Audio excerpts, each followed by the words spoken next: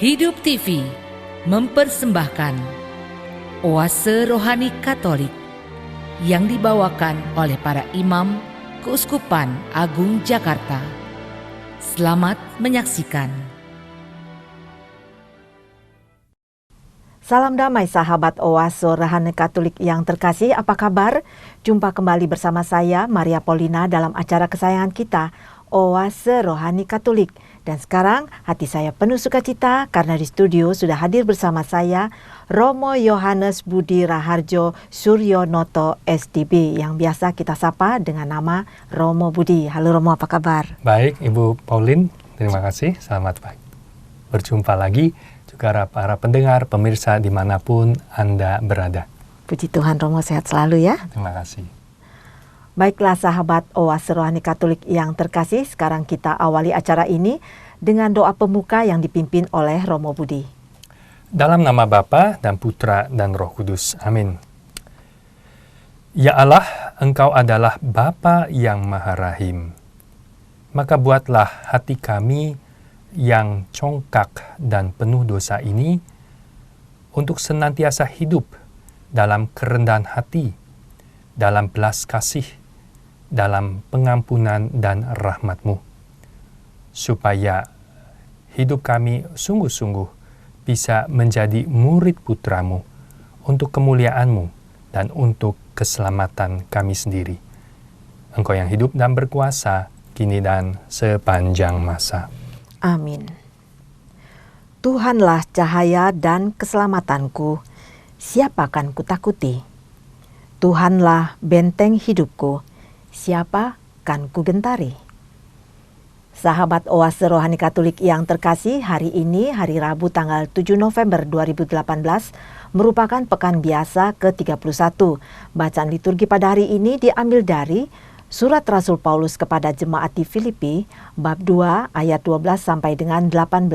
Dilanjutkan dengan Injil Lukas, bab 14 ayat 25 sampai dengan 33.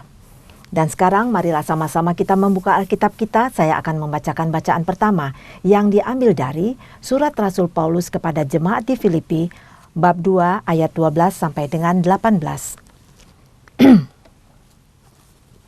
Saudara-saudara kekasih, kalian senantiasa taat.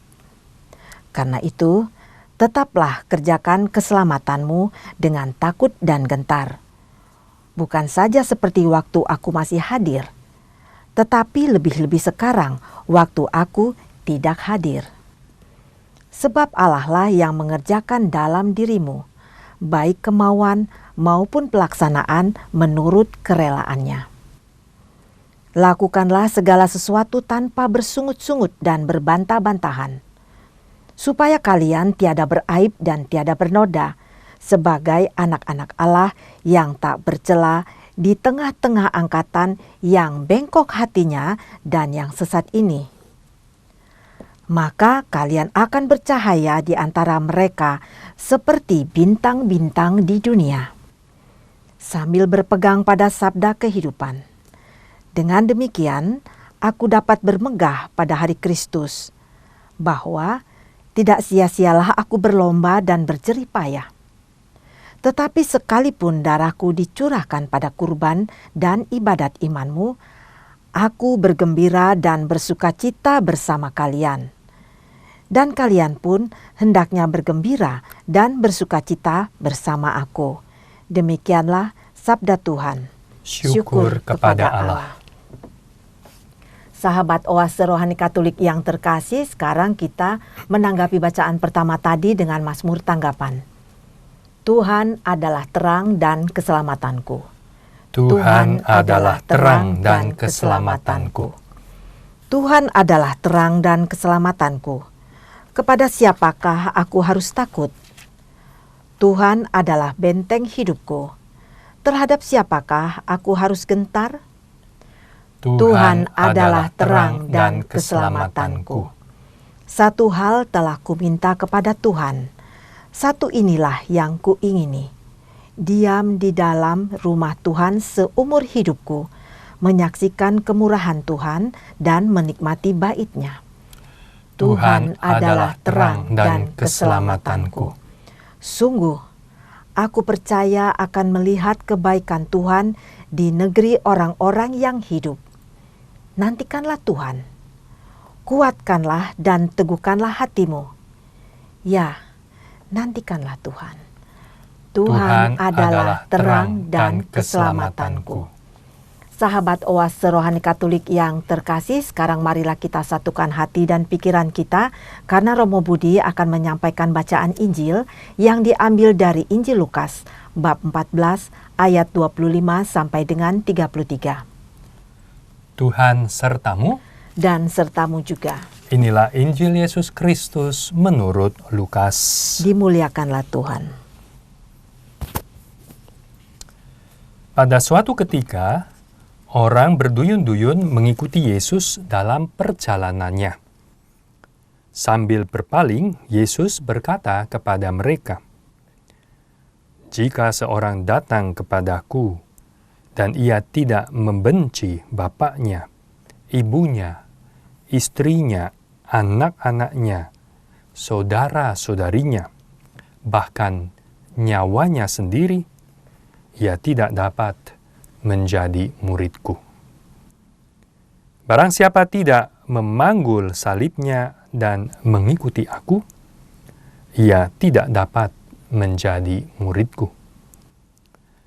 Sebab siapakah di antara kamu yang mau membangun sebuah menara, tidak duduk membuat anggaran belanja dahulu? Apakah uangnya cukup untuk menyelesaikan pekerjaan itu?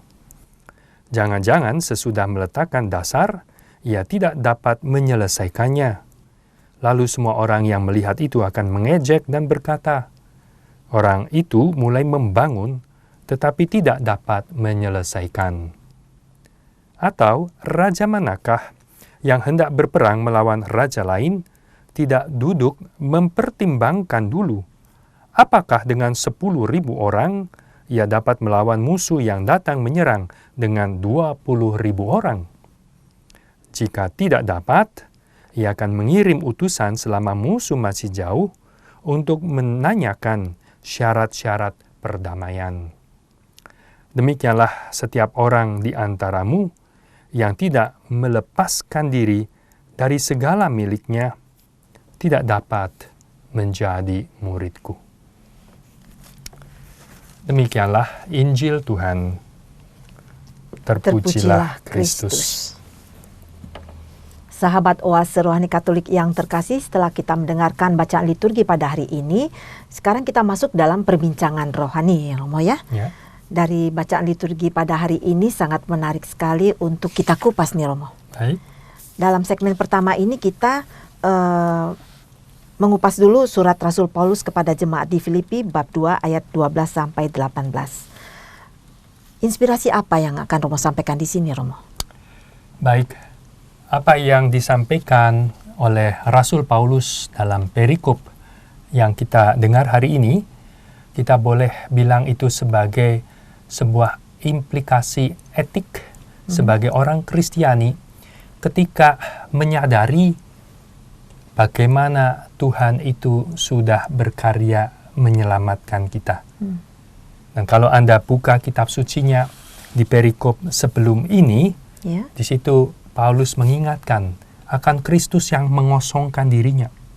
Ia yang dalam rupa Allah tidak menganggap kesetaraan itu sebagai milik yang harus dipertahankan, tapi mengosongkan dirinya menjadi manusia, bahkan sebagai manusia yang mengambil rupa sebagai hamba, dan bahkan sebagai hamba ia ambil juga rupa atau posisi di mana hamba yang setia sampai mati, bahkan mati di kayu salib yang hina, yang penuh penderitaan itu.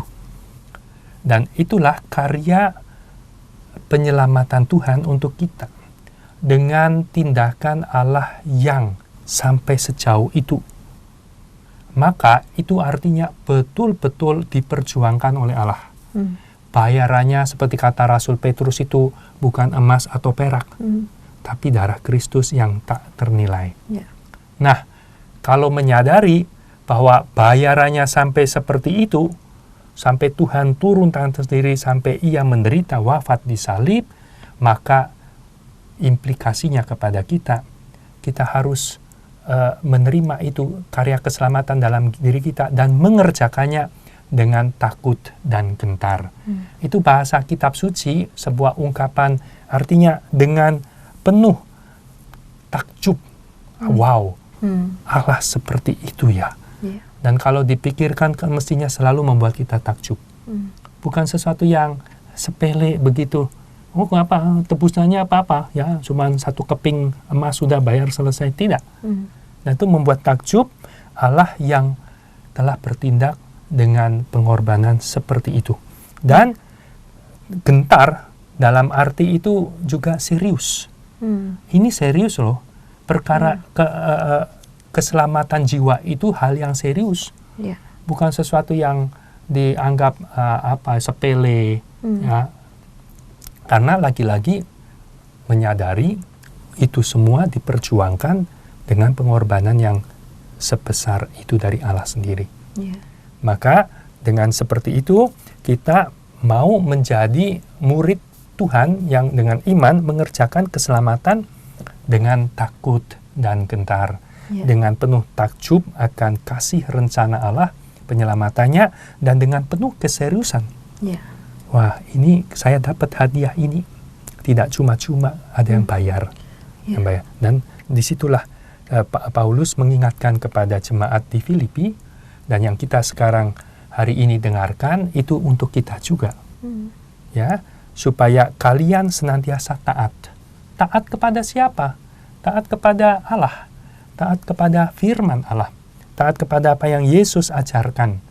Ya, dan teladankan kepada kita. Dan Paulus mengatakan supaya apa tujuannya? Supaya kita itu tidak beraib, tidak bernoda, tidak bercela. Ya, memang itu sesuatu yang dalam arti negatif, tidak berdosa. Ya, tetapi tentu secara positif adalah supaya kalian bercahaya di depan, di antara mereka seperti bintang di dunia. Artinya hidup tidak yang baik itu kan bukan karena tidak ada yang negatif, tapi diisi yang positif. Yang positif itu adalah seperti Rasul Paulus mengatakan, aku hidup bukan aku sendiri lagi yang hidup, tapi Kristus yang hidup di dalam diriku. Dan Kristus kan terang. Aku terang dunia, aku cahaya dunia. Di mana ada Kristus hadir dalam orang itu, dia menjadi terang. Jadi cahaya, kemuliaan, memancarkan kemuliaan sebagai anak Allah. Seperti Yesus contohnya. Ya. Sementara kita tahu kata Rasul Paulus, orang Filipi, jemaat di Filipi zaman Paulus itu hidup di tengah bangsa yang bengkok hatinya, angkatan yang bengkok hatinya yang sesat ini. Menyadari situasi sekitar kita seperti itu. Dan itu Paulus katakan itu di abad pertama Rasul Paulus hidup. Kita sekarang sudah di abad ke-21. Ya kan? Dan masyarakat apa lebih baik? Ada orang mengatakan lebih buruk. Tapi saya sih tidak pesimis seperti itu. Tapi setidaknya hal-hal itu ada. Hal-hal itu terjadi. Sama. Masyarakat yang bengkok hatinya artinya tidak lempeng. Bengkok itu tidak lempeng. Yang lempeng itu adalah orang yang benar. Orang yang jujur, orang yang nggak penuh tipu-tipu, kedustaan dan segala macam. Nah, sedangkan banyak angkatan yang bengkok, yang hidupnya ya itulah penuh dengan yang tidak beres, ya, dan yang sesat artinya yang menjauh dari kebenaran, tersesat, ya, yang menjauh dari sumber hidup.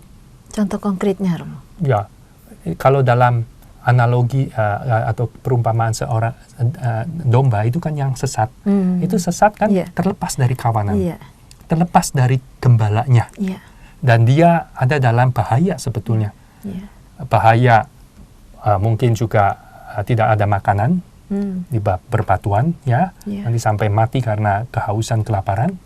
Tapi bahaya bisa karena ada di mangsa serigala dan dia tidak tertolong, nggak ada gembala yang melindungi, ya. Gitu. Dan itu satu perumpamaan atau metafora buat kita. Kita jauh dari kumpulan, yaitu berarti dari jemaat, menjauhkan diri dari gereja, tidak lagi ikut beribadah, tidak lagi ikut pertemuan komunitas, menjauh dari gembala. Ya konkretnya memang jauh dari gembala-gembala umat, para pastor, uskup, tapi sang gembala dari Kristus, dari relasi dengan Tuhan. Ya. Dan orang seperti ini ya bisa kemudian sesat, itu hidupnya tidak lagi ikut ajaran Tuhan. Ya, Tuhan mengajarkan misalnya berbuat yang benar, dia perbuatannya tidak benar. Tuhan mengajarkan kesetiaan di dalam hidup perkawinan, hidupnya tidak setia. Ya, Tuhan mengajarkan untuk mengasihi, tetapi dia banyak justru melukai, merugikan orang lain dengan tindakan-tindakannya. Ya, ya contoh-contoh begitu tentu banyak sekali.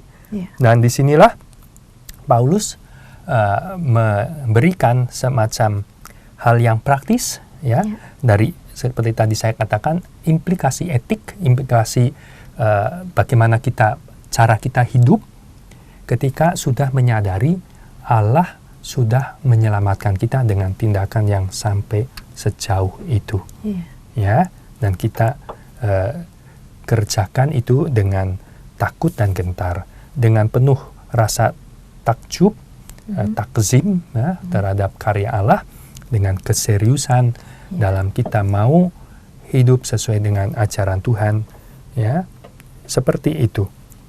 Demikian, Ibu Pauline.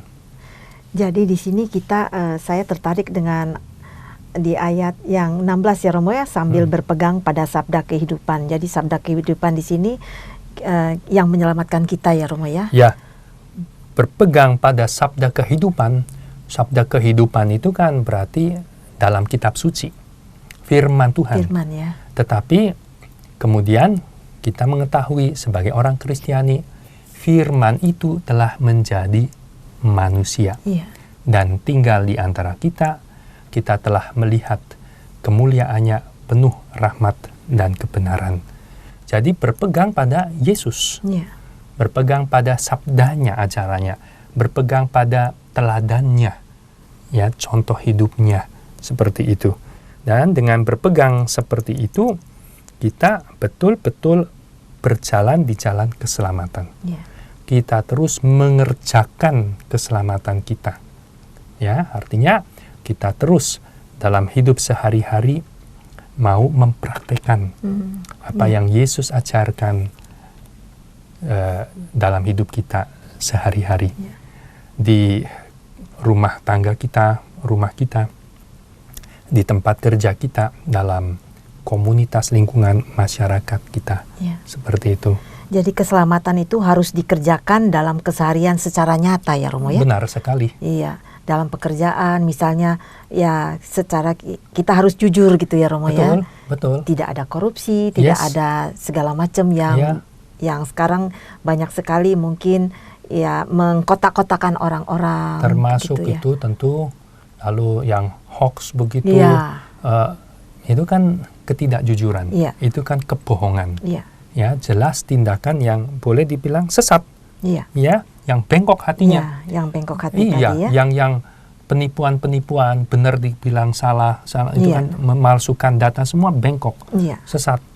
Dan kita hidup juga di angkatan yang seperti ini. Dan kita harus mengerjakan dengan takut gentar itu dalam keseharian konkret, menyadari lingkungan itu, berpegang teguh pada sabda kehidupan, supaya tidak lengah dan kemudian nggak berasa ikut-ikutan terbawa. Angkatan yang tadi sesat. Angkatan yang tadi yang seperti itu, ikut-ikutan, ya, dan akhirnya ya tidak lagi bercahaya. Paulus mau mengatakan jadi beda, mesti tampil beda, itu kan istilahnya ya. Beda karena mengenal Kristus. Beda karena mengimani Dia. Beda karena berpegang pada firman-Nya. Dan kalau orang hidup seperti itu, dia bercahaya. Memancarkan seperti cahaya. bintang ya, Yes, Romo ya. kebenaran. Dan orang, alangkah indahnya kalau orang melihat beda. Ya, kayak ada sinar gitu kan.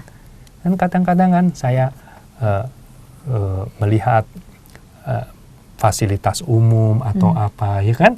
Wah, ini setelah dipegang misalnya direkturnya ini jadi rapi, jadi bagus, jadi apa? Siapa dia? Wah, kan? Oh, karena dia pimpinannya ini orang Katolik. Nah, itu kan bersinar, ya kan? Orang bersinar nyata gitu loh, konkret gitu loh.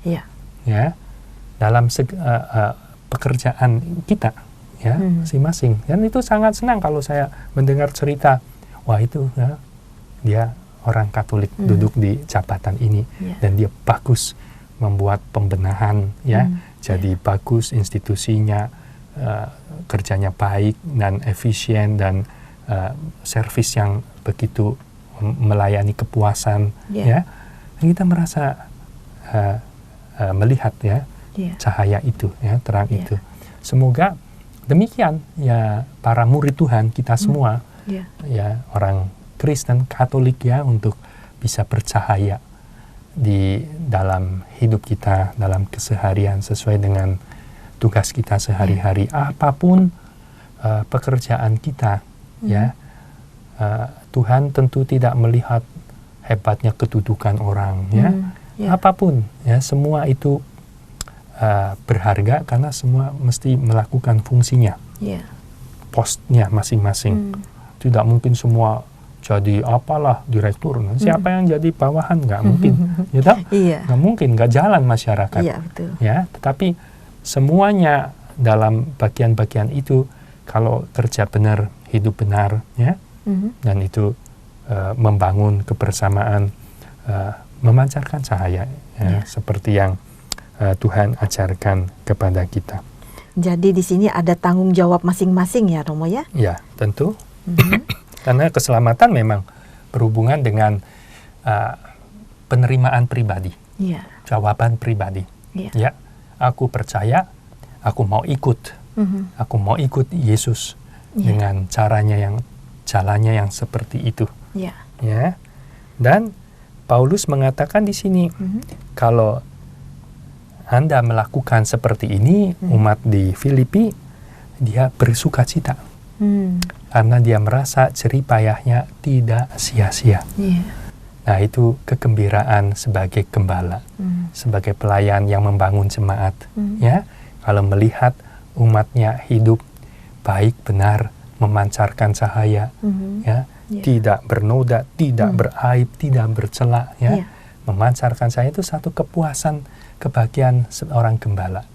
Rasanya tidak sia-sia, ya, berjerih payah, berkorban, gitu kan. Dan itu juga membantu ketekunan sebagai seorang gembala menemukan kegembiraan sukacita. Dan pasti juga kegembiraan sukacita dari umat yang mau hidup dengan cara yang seperti itu. Demikian, Pauline. Sangat menarik sekali, Romo. Sekarang kita jeda sebentar ya, Romo ya? Boleh. Baiklah sahabat Oase Rohani Katolik yang terkasih, setelah kita mendengarkan apa yang dikupas dalam bacaan pertama tadi, kita akan jeda sebentar. Sebelum saya melanjutkan pada perbincangan berikutnya, saya informasikan bila ada yang ingin men-sharingkan iman Katoliknya kepada kami, dapat menghubungi kami melalui SMS di nomor 0822 1036 1555 atau ke alamat email kami orkkaj@yahoo.com. Hidup TV mempersembahkan Oase Rohani Katolik yang dibawakan oleh para imam Keuskupan Agung Jakarta. Selamat menyaksikan. Masih bersama Romo Yohanes Budi Raharjo Suryonoto SDB dan saya, Maria Paulina, dalam acara Oase Rohani Katolik. Terima kasih bagi pemirsa ataupun pendengar yang baru saja bergabung di acara ini. Nah Romo, sekarang kita masuk dalam segmen kedua Romo, dalam pembahasan Injil hari ini yang diambil dari Injil Lukas ya Romo ya. Betul.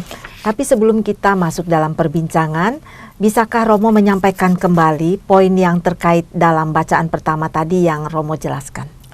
Baik, Pauline, para pendengar, pemirsa dimanapun Anda berada. Dari bacaan yang pertama yang tadi sudah saya komentari, kita semua diingatkan oleh Rasul Paulus untuk mengerjakan keselamatan kita dengan takut dan gentar. Karena apa? Karena menyadari Allah sedemikian besarnya berkorban untuk keselamatan kita. Ia yang sampai wafat di salib itu. Dengan demikian, bayaran yang besar yang dilakukan oleh Tuhan untuk menebus kita, kita hargai dengan penuh ketakjuban, dengan penuh rasa taksim akan Allah yang tindakannya seperti itu, dan dengan keseriusan mau urusan keselamatan jiwa itu bukan perkara sepele, tapi boleh dibilang perkara hidup mati sebetulnya, ya, dan untuk kita. Dan Paulus mengajarkan kita secara praktis supaya kita itu tidak beraib, tidak bercela, tidak bernoda, sebaliknya menjadi cahaya di tengah lingkungan masyarakat yang bengkok hatinya, yang sesat itu. Dan kita mesti berpegang pada firman Tuhan, sabda kehidupan itu, ya, dan kita terus bertekun sampai itulah kita sampai selamat paripurna, berbahagia dalam kemuliaan bersama Tuhan, ya, di surga. Itu artinya mengerjakan keselamatan. Dengan kata lain, Paulus mau mengingatkan kita supaya hidup benar-benar sebagai pengikut Kristus. Dan itu nyambung ke Injil yang mau kita komentari. Mau mengikut Kristus seperti apa? Dan ternyata Yesus bicara bukan hal yang manis-manis, tetapi mau menyadarkan kita ada syarat-syaratnya, ada tuntutannya.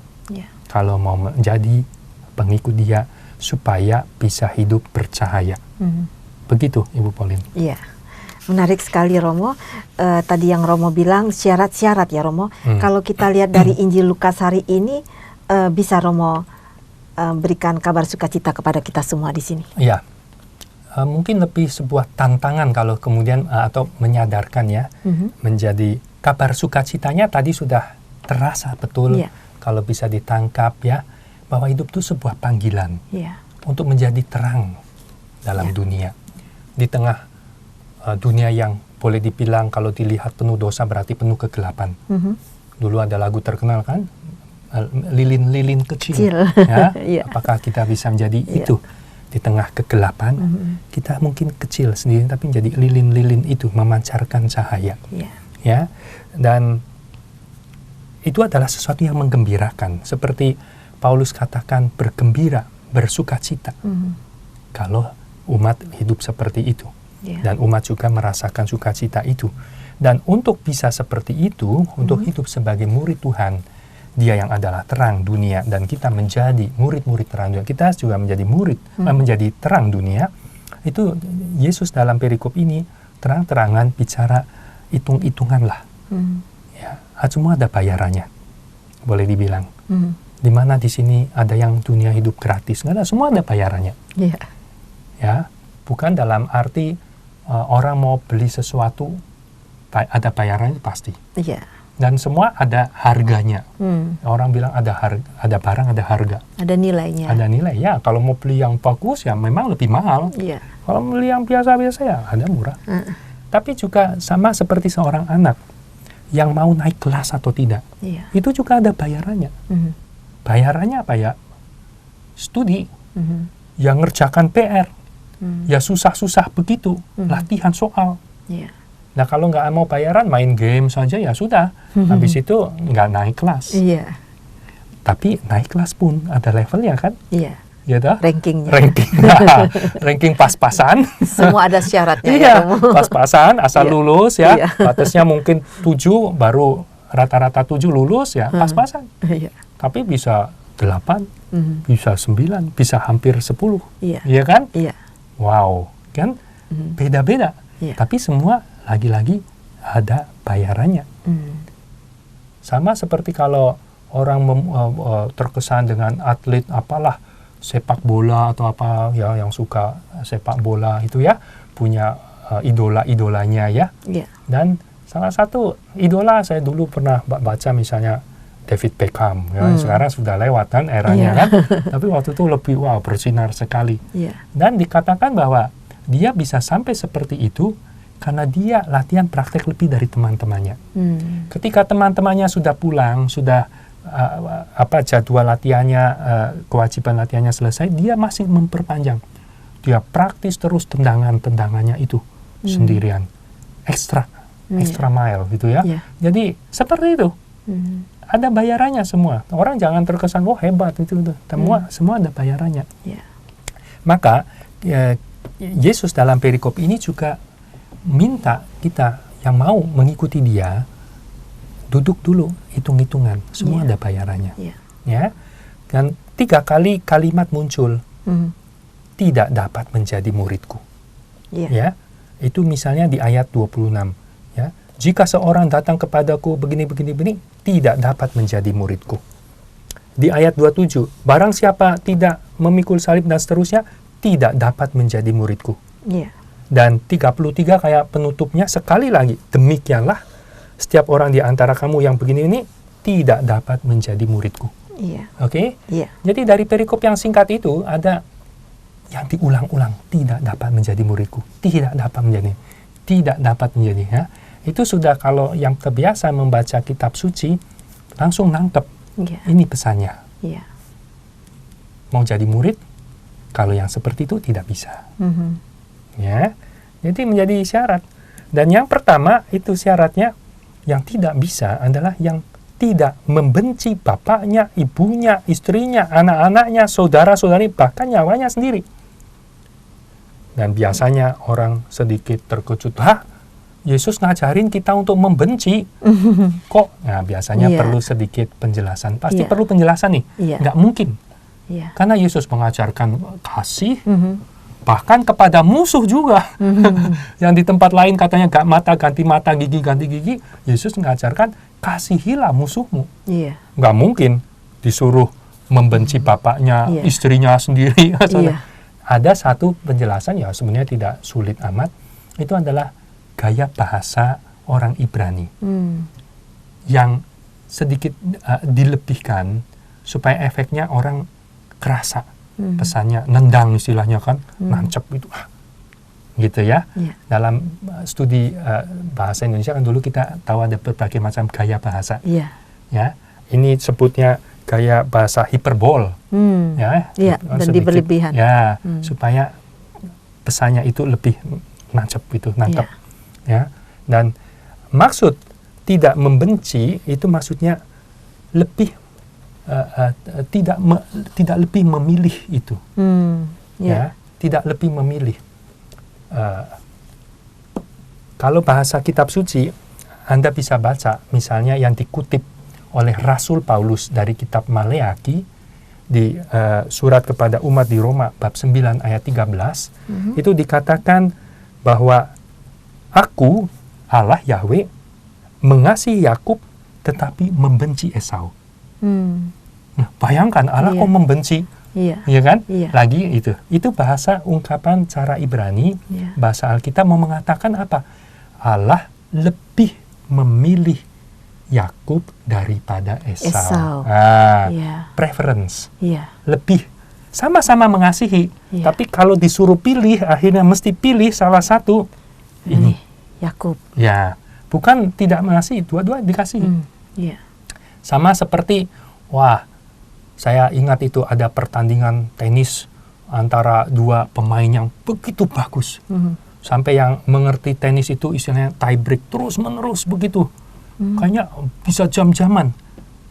Orang melihat seperti itu, ya, merasa dua-duanya ini sebetulnya pantas juara. Sulit untuk memilih sebetulnya mana yang mesti lebih juara. Tapi akhirnya bagaimanapun pertandingan perlu menentukan siapa yang akhirnya juara dibanding yang lain. Lalu misalnya pertandingannya diperpanjang sampai akhirnya terpilih yang inilah.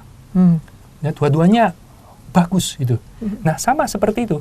Sebenarnya kita diajarkan oleh Tuhan untuk mencintai semua. Iya. Apalagi orang tua. Masuk di dalam salah satu 10 perintah Allah. Hormatilah ayah ibumu, cintailah mereka. Ya. Tetapi ketika kalau kenyataan harus memilih orang yang bisa mengikut Kristus, menjadi muridnya, adalah yang bisa lebih preference Yesus lebih dari yang lain. Iya. Yesus lebih dari bapaknya sendiri, ibunya sendiri, istrinya sendiri, anak-anaknya sendiri, saudara-saudarinya, bahkan nyawanya sendiri. Yesus lebih diutamakan. Iya. Hanya kalau punya sikap seperti itu, ya siap menjadi murid. Kalau belum, tidak bisa menjadi muridku, kata Yesus. Ya, dan itu bisa dalam contoh konkret itu misalnya ya. Misalnya saja saya pernah mendengar, pastor, orang tua saya minta saya menggugurkan kandungan saya. Gitu, ya kan? Iya. Gimana pastor? Saya menghormati orang tua saya mencintai orang tua saya. Ya? Iya. Tapi di lain pihak, saya sebagai orang Kristiani, saya tahu saya harus menghormati kehidupan. Ya, apalagi itu anak di dalam rahim saya sendiri. Iya. Buah kandunganku sendiri. Ya, contoh, dan itu konkret terjadi. Entah karena persis dramanya apa dalam keluarga. Iya.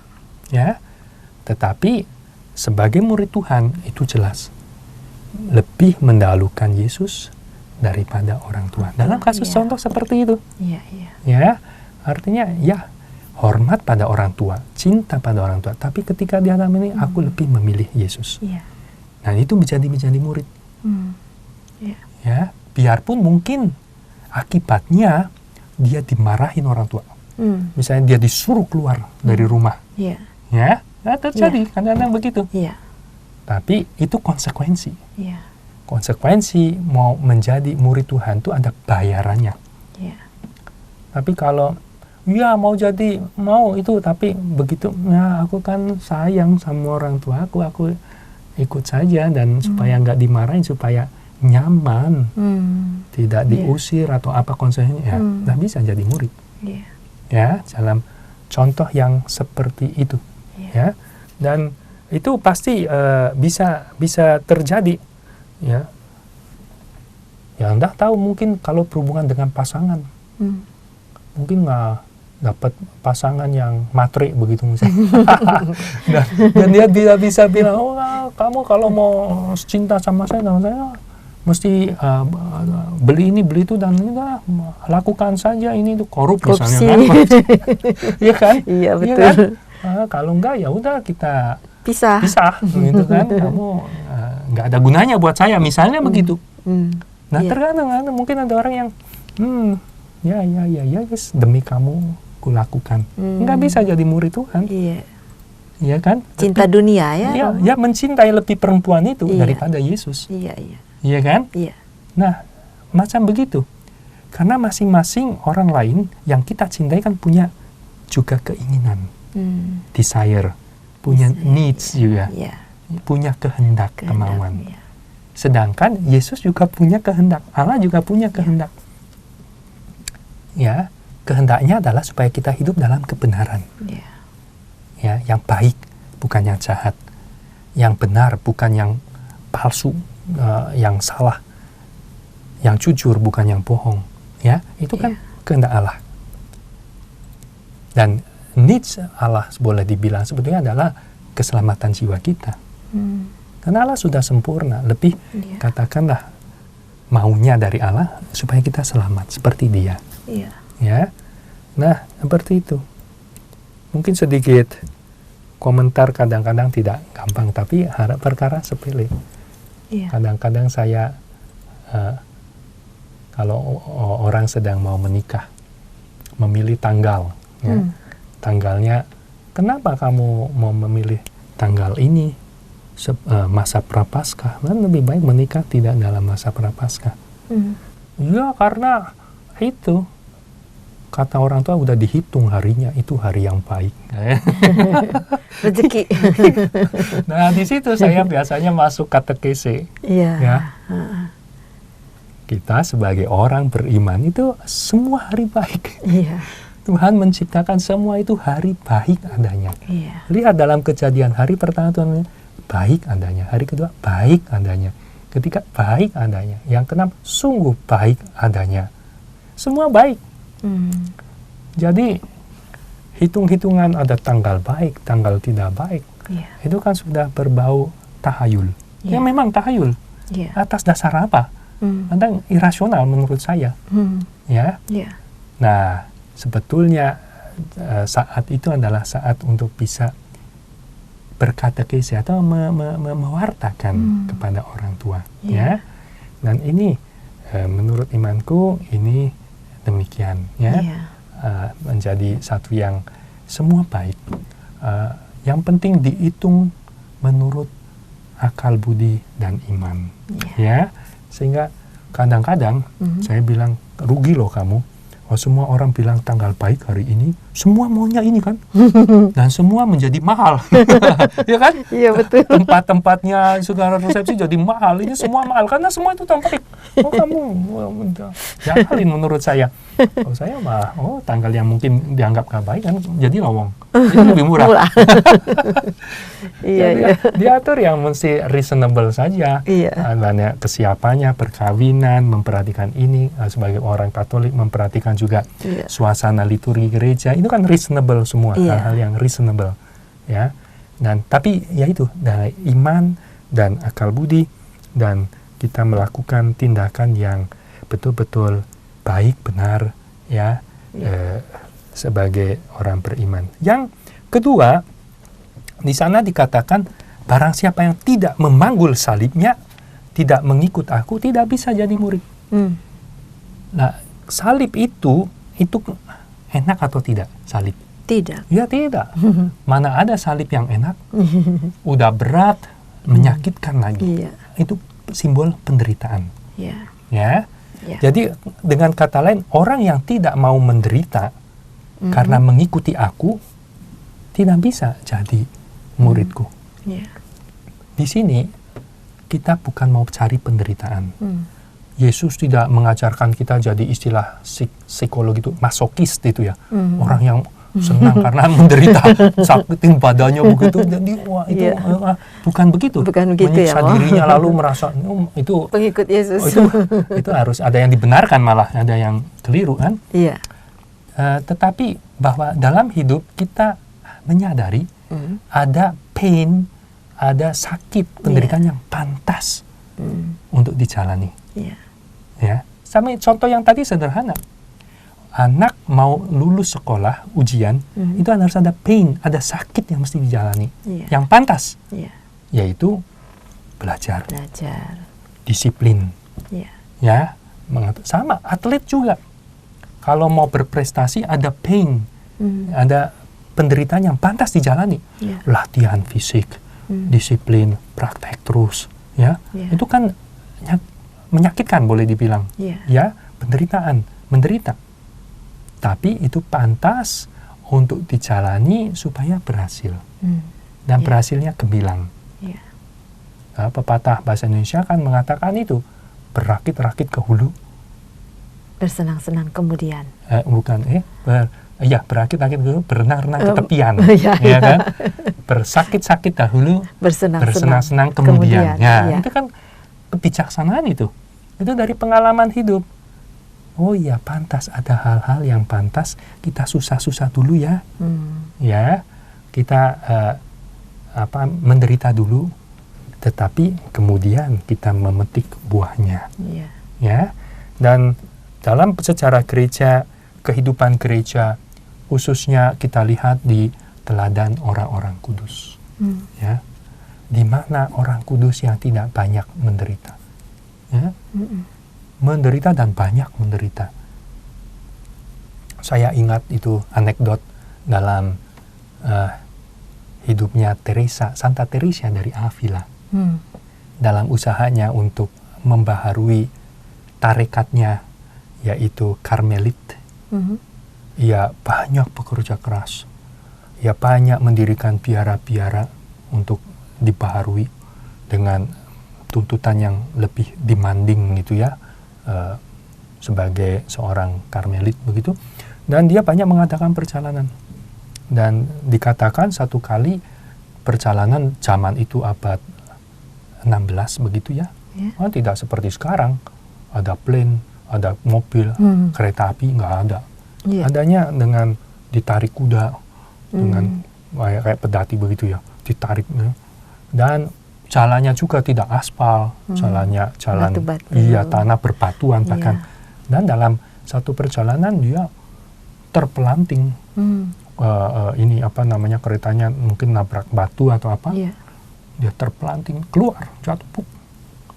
Nah, akhirnya diceritakan Santa Teresa yang penuh humor itu, dia katakan, waduh Tuhan, masih belum cukupkah ya penderitaan, kesusahanku, sudah berjeripaya ini kurang, mungkin kurang istirahat, maka ini harus menanggung panas, dingin, keletihan segala, masih juga saya harus ngalamin seperti ini.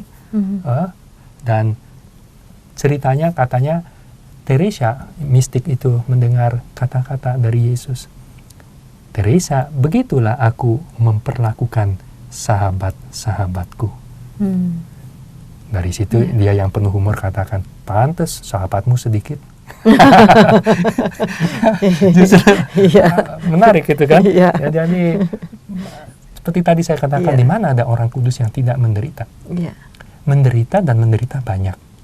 Ya, Allah Bapa sangat mencintai putranya, tapi dia sangat menderita.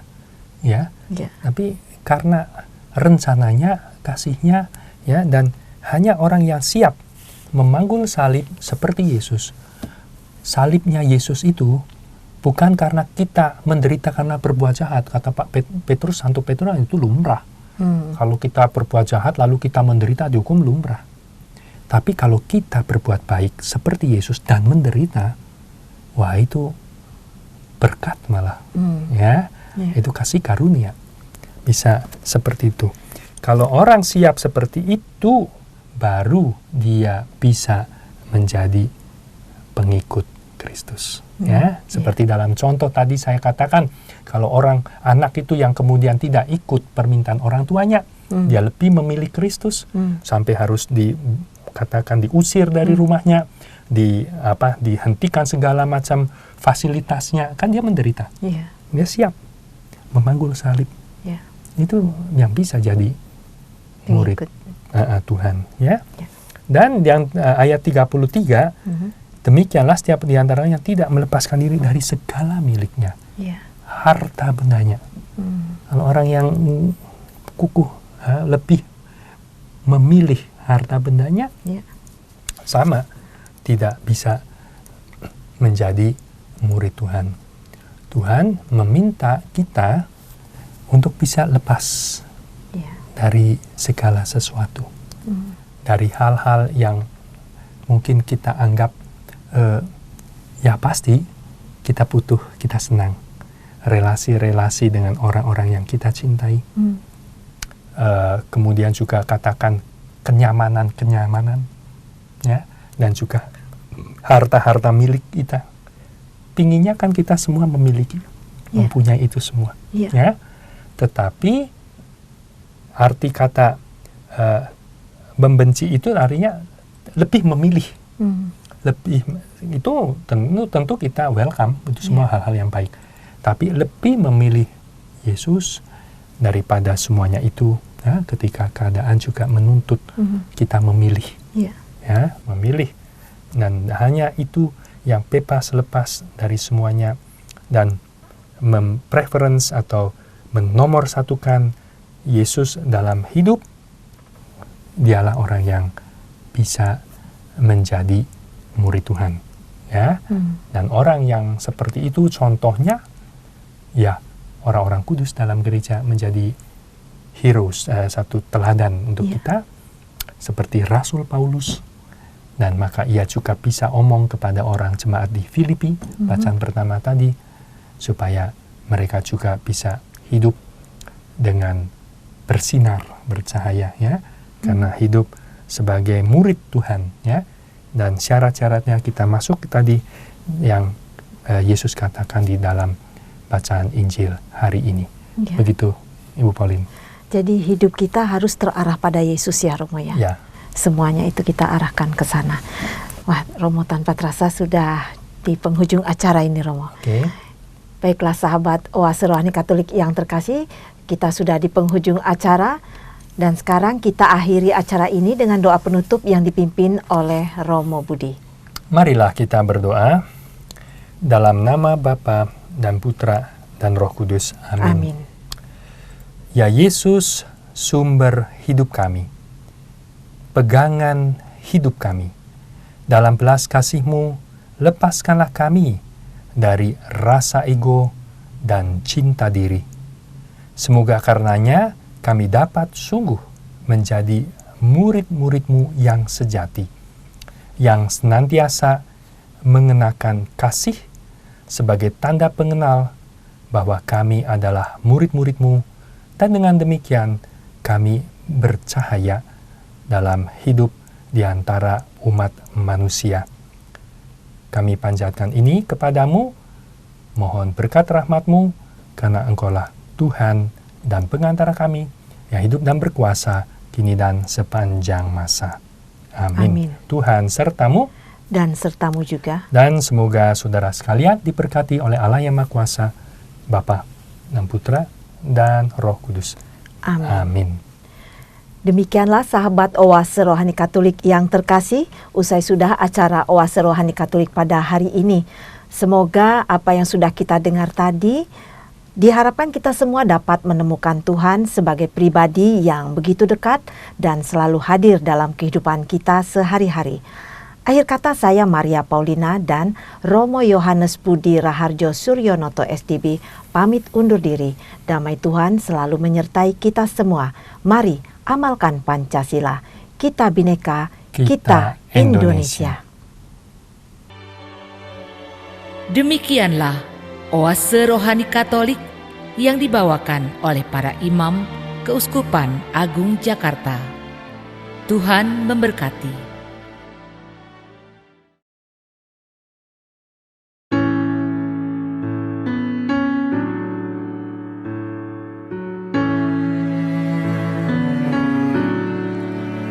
Take me, Lord, into your heart. Take me, Lord, till I'm fulfilled. Save my life, for you are God. I survive, 'cause you are near. You're the one that I adore. Fill my cup so I'll be blessed.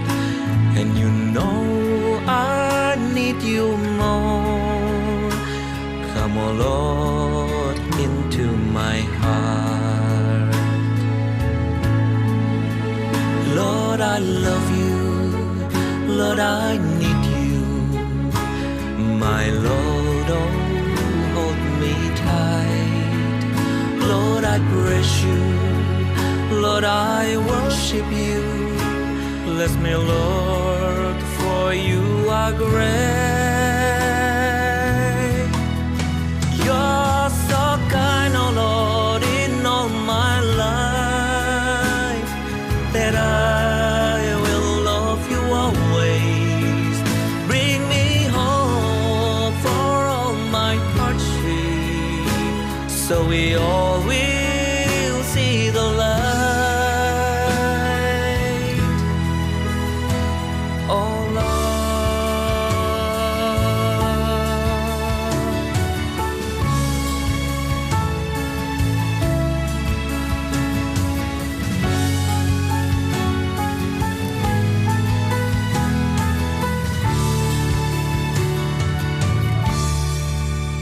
for you know that I love you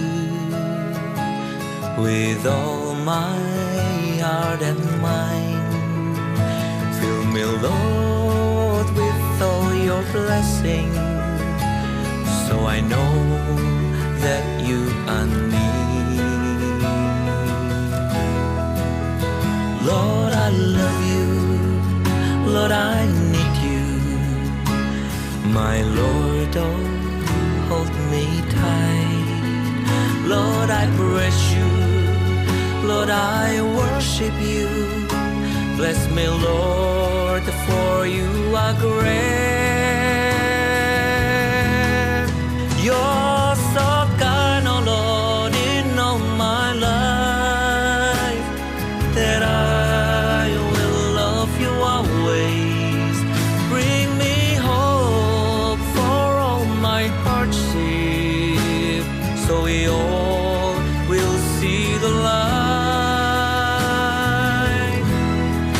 You're so kind, oh Lord, in all my life, that I will love you always.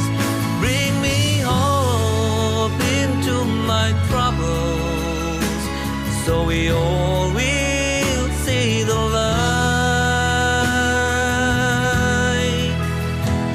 Oh Lord.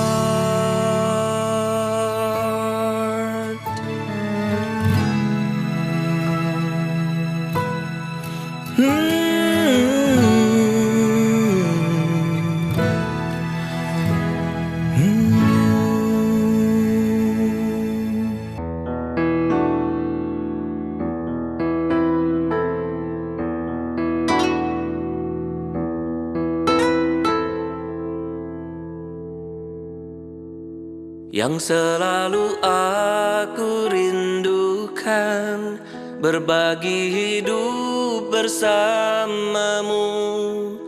Takkan pernah terpikirkan berpisah dari dirimu. Hanya kau satu selamanya, tetaplah kita terus bersama. Jalani hidup bersamamu, karena Tuhan telah satukan.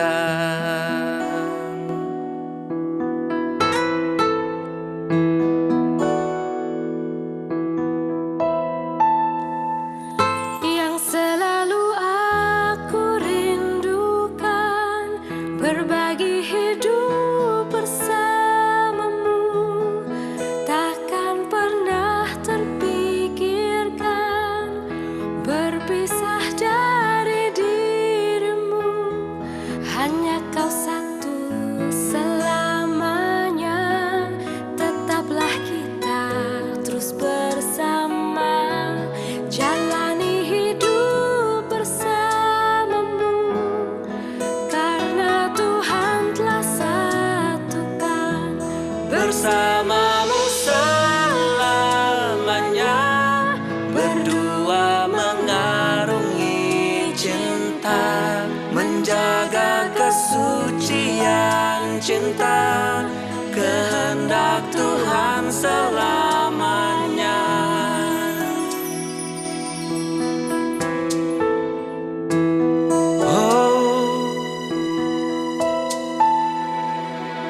Yang selalu aku rindukan, berbagi hidup bersamamu. Takkan pernah terpikirkan berpisah dari dirimu. Hanya kau satu selamanya, Tetaplah kita terus bersama. jalani hidup bersamamu, karena Tuhan telah satukan.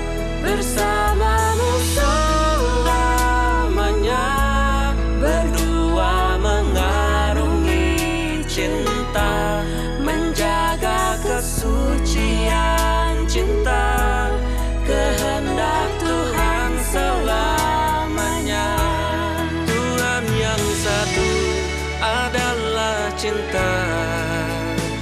ada kekuatan padanya, dan kasih kita untuk selamanya. Janjiku selalu